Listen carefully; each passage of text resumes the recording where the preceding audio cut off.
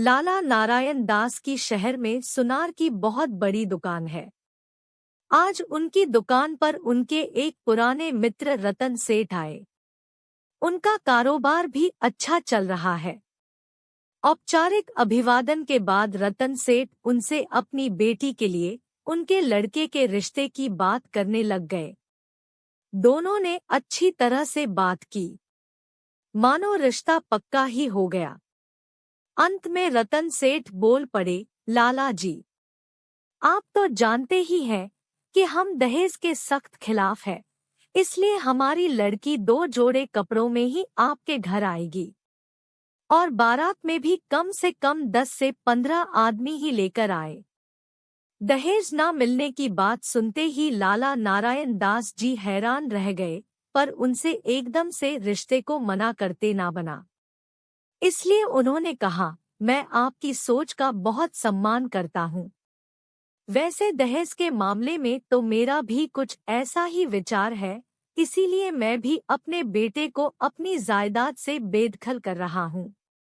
उनकी बातें सुन रत्न सेठ दंग रह गए और बोल पड़े, यह जो दुकान है, यह तो मैं अपने छोटे भाई को देकर जाऊंगा। लाला नारायण दास ने उत्तर दिया। और जो शहर में बड़ी कोठी? रतन सेठ ने पूछा। उसे तो हम मियाँ बीवी हरिद्वार जाने से पहले बेच देंगे, लाला नारायण ने उत्तर दिया। अजी फिर भी आपने अपने लड़के को देने के लिए कुछ तो बचा कर रखा होगा? रतन सेठ ने उत्सुकता से पूछा। जी नहीं, हमने तो अपने लड़के को पढ़ा लिखा कर इस काबिल बना दिया है कि वह खुद कमाकर अपने और अपने परिवार का गुजारा अच्छे से चला सके। लाला नारायण दास की बातें सुनते ही रतन सेठ हक्के बक्के रह गए और थोड़ी ऊंची आवाज में बोल पड़े, मुझे माफ कीजिएगा लाला जी, मैं किसी कंगाल लड़के से अपनी बेटी की शादी नहीं करूंगा। पर रतन सेठ, आप तो कह रहे थे कि आप दहेज के खिलाफ हैं? लाला नारायण दास ने बड़ी मासूमियत से पूछा।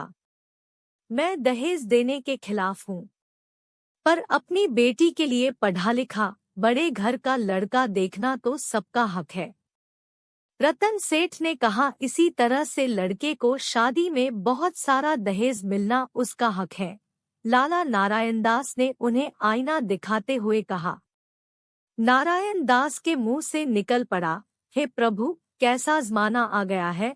लोग अपनी बेटी के लिए पढ़ा लिखा अमीर और नौकरी पेशा लड़का क्यों देखते हैं जब उन्हें दहेज नहीं देना है। बात बिगड़ती देख रत्न सेठ बोल पड़े, अरे लाला जी, लगता है आप तो नाराज हो गए। इतनी पुरानी दोस्ती में मजाक भी नहीं कर सकते, आखिर समाज में हमारी भी कुछ इज्जत है। बेटी को ऐसे ही खाली हाथ थोड़ी ना भेजेंगे।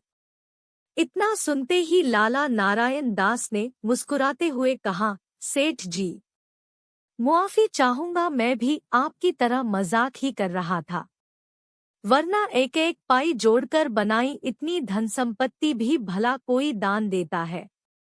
अब दोनों की बात पुराने विषय पर लौट आई और दोनों ने एक दूसरे को शादी की तारीख तय करने का आश्वासन दिया।